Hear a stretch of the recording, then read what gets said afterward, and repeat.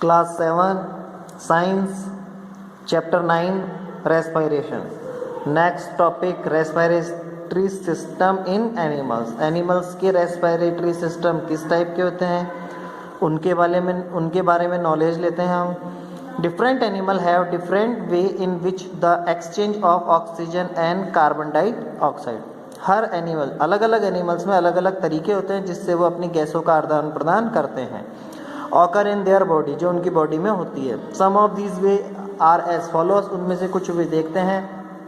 First, through cell membrane of skin. Skin की cell membrane के through gas कैसे आदान प्रदान की जाती है, एक्सचेंज। इन यूनिसेल्युलर ऑर्गेनिज्म, जो यूनिसेल्युलर ऑर्गेनिज्म होते हैं मतलब वन सेल वाले, such as amoeba and paramecium, exchange of gases take place by diffusion through the cell membrane.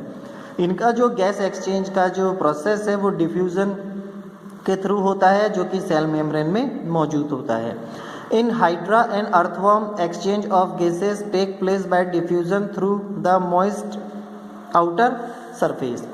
तो और जो हाइड्रा और अर्थवर्म होते हैं ये भी अपने गैसों का एक्सचेंज जो है वो डिफ्यूजन प्रोसेस से करते हैं, जो कि इनकी मॉइस्ट आउटर सरफेस से थ्रू मतलब होता है। Through air holes, insects such as cockroaches, grasshopper etcetera. Cockroach और ग्रास हुपर टाइप के जो इंसेक्ट्स होते हैं have opening called spiracles on their bodies. इनकी बॉडीज पर स्पाइरेकल्स होते हैं।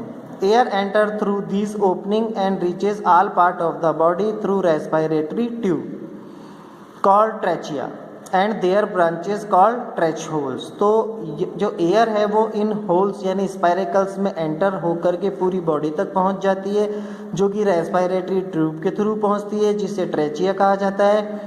और इनकी जो ब्रांचेस होती है उन्हें ट्रेंचियोल्स बोला जाता है।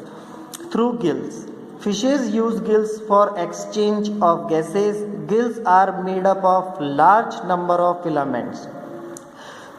जो फिश जैसे जो एनिमल्स हैं वो गिल्स के थ्रू गैस को एक्सचेंज करते हैं। गिल्स जो है वो कई सारे फिलामेंट से मिलकर के बना होता है।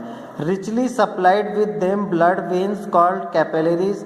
और इस ब्लड और इसकी जो सप्लाई है वो ब्लड के थ्रू कैपिलरीज के द्वारा की जाती है।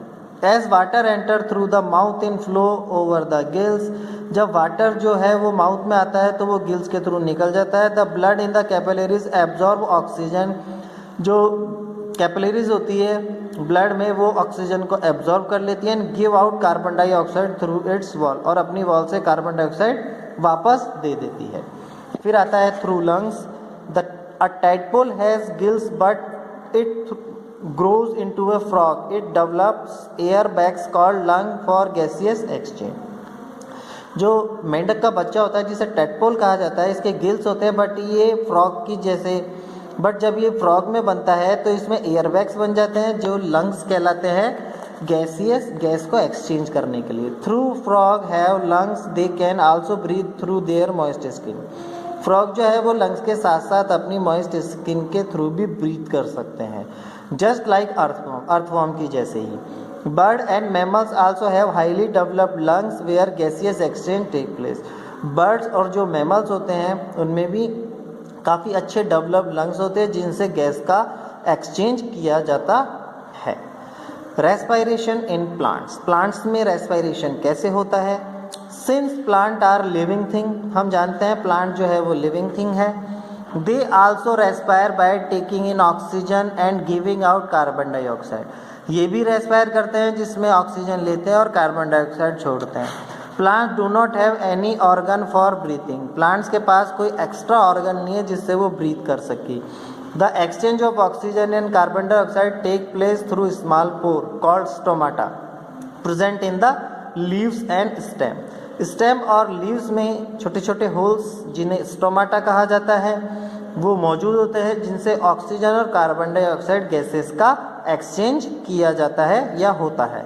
Stomata along with its nearby guard cell. Stomata जो है वो सेफ रहता है अपनी गॉड सेल्स के through.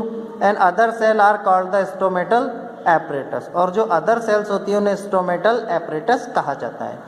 The expansion and contraction of guard cell which occur due to the supply of moisture and light तो एक्सपेंड ऑन कॉन्ट्रैक्शन जो guard cells में होता है, ये जो होता है मॉइस्चर और लाइट्स को सप्लाई करता है प्लांट्स की बॉडी में, resulting in opening and closing of the stomata. तो हम ये बोल सकते हैं कि ब्रीथिंग के दौरान स्टोमाटा क्लोजिंग एंड ओपनिंग होता है। The rate of exchange of gases in plant is much slower then in animal. और गैस का जो एक्सचेंज है प्लांट्स में स्टोमाटा में काफ़ी स्लो होता है बजाय एनिमल्स की। Some of the energy release during respiration is used by the organism, the rest is lost as heat. तो कुछ इस रेस्पायरेशन में जो कुछ एनर्जी है वो वेस्ट होती है और कुछ ऑर्गेनिज्म को रेस्पायरेशन से उनकी एनर्जी रिलीज होती है और ज़्यादातर एनर्जी जो है वो हीट के थ्रू निकल जाती है।